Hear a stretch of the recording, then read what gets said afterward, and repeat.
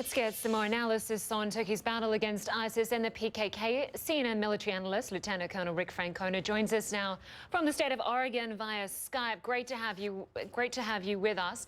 Now, after sitting on the sidelines for such a long time, Turkey has reluctantly become involved in the war against ISIS. Why now?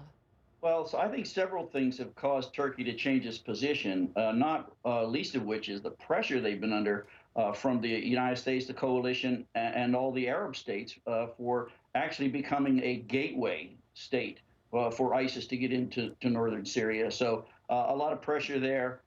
And I think they're very concerned as ISIS is moving further to the west toward Aleppo, very concerning to the Turks. So I think the Turks are now off the sideline. And that bombing in Suruç, I think, was the catalyst that prompted Erdogan into action. And of course, for a long time, the US has wanted to use Turkey's air bases for better access into Syria. Now there is a deal in place. Some say it's a game changer. What do you think?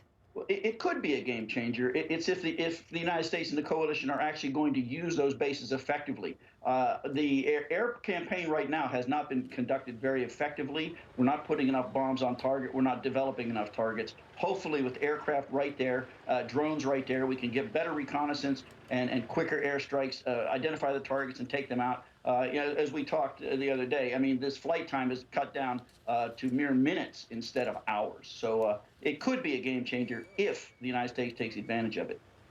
And we've just learned recently that Turkey has called for a special meeting with NATO.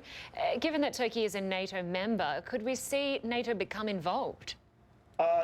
There's a lot of reluctance on NATO as an organization to get involved in this. But if ISIS actually mounts an attack on Turkey, that could invoke the NATO charter. An attack on one is an attack on all. But many of the coalition members are from NATO as well. So it would be nice to have a NATO umbrella over this, because that would probably bring enough force to bear, enough world opinion to bear against ISIS. Something needs to be done with these people.